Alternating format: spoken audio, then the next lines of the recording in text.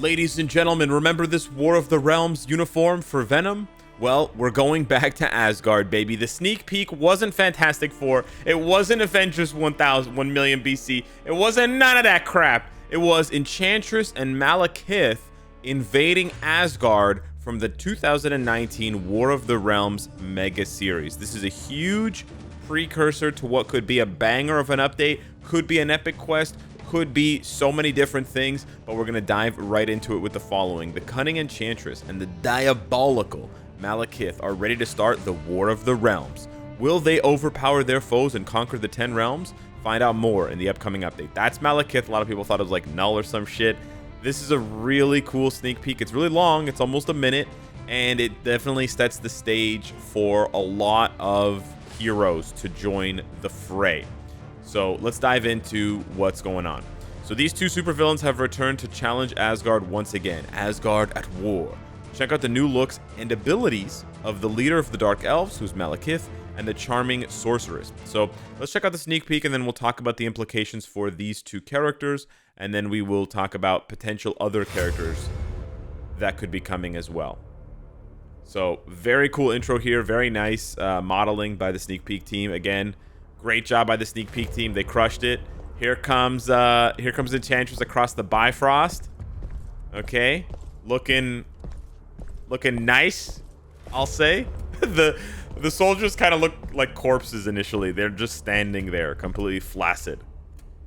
But they eventually toughen up when they see a bat. That's sick. As soon as he lands, the music starts going.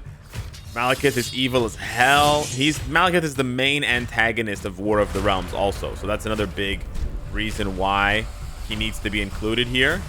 And then they just do their villain pose. So yeah, absolutely sick sneak peek. They did a fantastic job. Very cinematic. But yeah, Malekith is basically the main antagonist of the War of the Realms. He becomes known as the Thor Killer or something like that.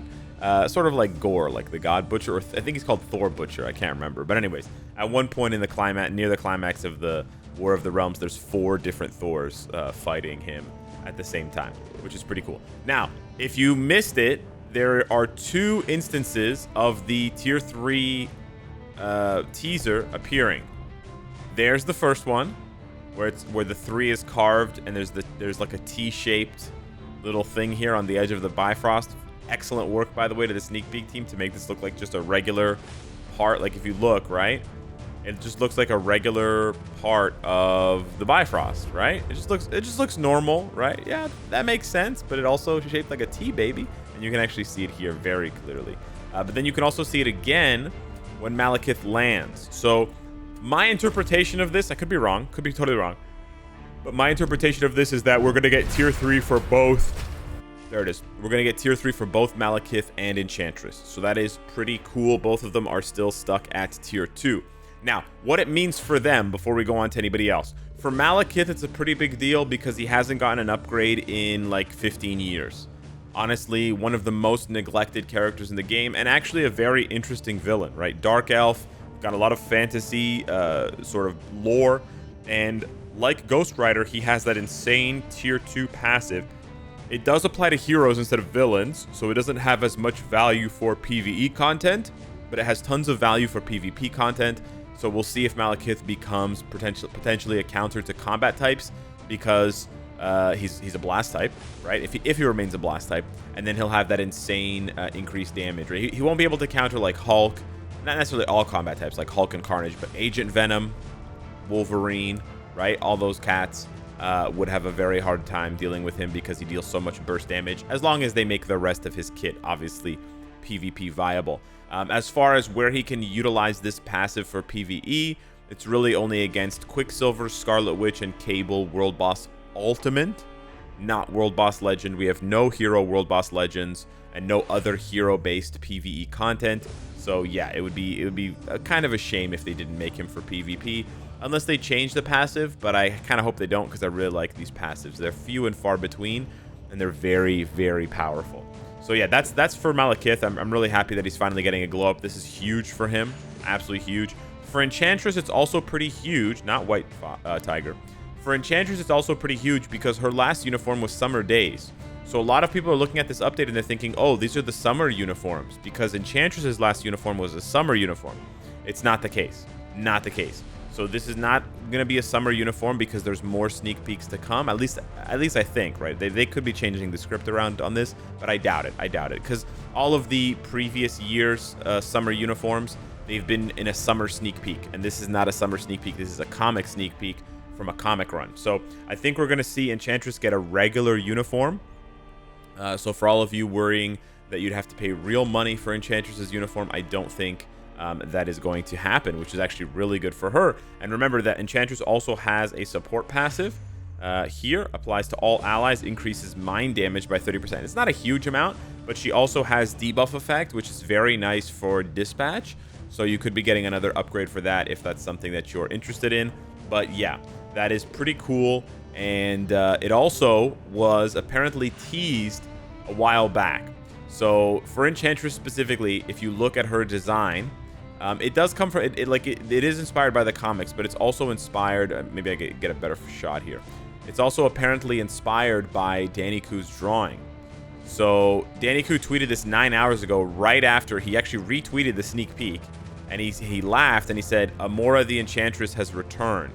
And if you take a look, like the big headdress, the massive headdress, and the leggings are pretty similar. They're not exactly the same, but they're pretty similar.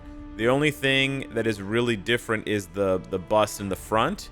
They went for a more conservative corset design, whereas Danny went for the window shopper design. I'm not gonna lie, I kind of prefer Danny's design, but hey, we can't have it all. So yeah, pretty cool stuff there. Probably makes people want to go back and see what other things Danny has been tweeting lately, because who knows what it could tease. But yeah, that's the sneak peek so far. Now, as far as War of the Realms and what War of the Realms means, it's a massive crossover event. It's like a Civil War type, Secret Invasion type event. There's like 50, 60, 100 heroes featured. So literally any one of your favorites could be getting a brand new uniform. And also, we could be getting quite a few new, like potentially new characters, because there's still so many Asgardians and Asgardian adjacent heroes, like big names like Hercules or Heracles, that aren't in the game, that haven't come to the game yet. So there's massive possibility there. But let's start with probably the easiest one here, Thor. Now, I know a lot of people are going to be like, Alex, Thor again? He got a uniform last year. Yes, that's true. I just want to point out, Thor is kind of the main character of the War of the Realms, and he becomes the All-Father at the end of the War of the Realms because he saves the 10 realms, and Odin bows to him and proclaims him the All-Father Thor. And as you can see here, he has Mjolnir, he has a destroyer arm, he has Odin's eye, right? The all-seeing eye, or whatever it is. So he's kind of stacked. And he looks badass as fuck. He looks insanely jacked. He's got the destroyer arm. The Mjolnir's on fire. Like, he just looks crazy cool, right? He looks insane. And at one point, I think he's wielding 2 Mjolnirs. So yeah, Thor, it's a long shot. I'm not saying he needs a uniform. He's certainly in the meta regardless of having a uniform in this update, but I think it's a possibility. I'm just gonna say I think it's a possibility. But that's not all, right? We're not stopping at Thor here. Obviously, Odin is a biggie for this one. He is one of the other primary protagonists, I should say, defending Asgard from Malekith and the sort of the darkness that Malekith is bringing forward, and it's sort of represented here. It sort of looks like a symbiote thing, but it's also like this purple darkness that like infects everything, and it's actually infecting you. So it's kind of cut off here, but Freya, his wife, is down here, and she's infected with it. So this is Odin wearing Uru armor, which is really cool, and he's called the Iron Allfather, and he looks kind of like Iron Man, and he's blasting shit from his hands. So this could be a really dope, really cool outfit for Odin. Sorry. There's also this more classic look that I know we've featured a lot for like speculative videos saying, oh, I hope Odin gets a new uniform or whatever. But I think it's definitely possible that Odin gets a tier 4. I think this is very, very likely that Odin gets a tier 4 and gets one of these two different looks. Now, besides Odin and besides Thor, who are some like non-Asgardians that are featured pretty heavily in War of the Realms? Well, Daredevil. Matt Murdock, I think he has a huge opportunity here to get tier 4, which would be massive for him because he's been out of the meta for a while, and it would create a really interesting spin for the defenders, and they could seriously come back and make some noise here. Oh yeah, he's a tier 3. He's not transcended. Yeah. So Daredevil gets Heimdall's sword in the War of the Realms, and he becomes the god without fear. I don't know why I can't zoom anymore. He becomes the god without fear. And he can open up the Bifrost, and he's just generally a mega giga badass. So this would be a really cool upgrade.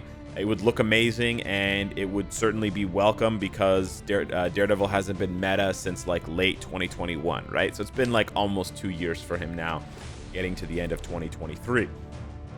That sort of does it for my guesses as far as uniforms. There's way more characters that could get uniforms here, but I wanted to also mention a character, like a new character rather than an existing character with a uniform. So Freyja, who is Thor's adopted mother, Odin's, second, third, fourth, fifth wife. She also plays a pretty prominent role in the series. Spoiler alert, she does kind of bite the bullet at one point, but Asgardians don't actually die. We all know that. They're basically immortal.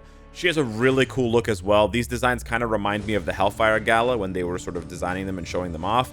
But yeah, she looks really cool, and then she gets sort of infected with that darkness that Malekith brings, so she becomes Dark Freyja, so she could easily have a skill where she like buffs up and gets this like cool glow around her. She looks really badass. I'm not gonna lie. She looks giga badass. And yeah, it would be really cool to get more Asgardians, to maybe make a PvP team out of Asgardians or whatever. She also has different looks from the comics where, again, she looks like a giga badass, a giga mega badass. So that would be, really cool. Obviously, Heracles is another option, although I don't know if he's in War of the Realms in general. And then finally, I know I said I was done with the uniforms, but I lied. Jane Foster the Valkyrie. Jane Foster got a uniform last year for the movie. She was an amazing addition to the game, but then she quickly got replaced because of tier 4s, right? Now, she plays a pretty prominent role in War of the Realms. She has a really cool design here with these golden weapons, and she has the Valkyrie wings, and she has the classic, outfit. She looks really dope. Really dope. I would not mind this at all if she got another uniform this year, if she got a tier 4 maybe. We don't have any universal female hero tier 4s. I know we have some in the pipeline like Captain Marvel. I know a lot of people are hoping for Scarlet Witch at some point, but this would be super duper dope and very cool in my opinion. So yeah, that's War of the Realms. Hit me up in the comments down below. Let me know what you think. It's a huge curveball out of left field. Did not expect that one. I'll have to go 0 for 3 on Avengers 1 million BC in another video. Hit me up in the comments down below. Let me know what you think. Thank you so much for watching. Smash the like button. It helps out the channel. Thank you to all the supporters and subscribers, and I'll see you in the next one. Take care.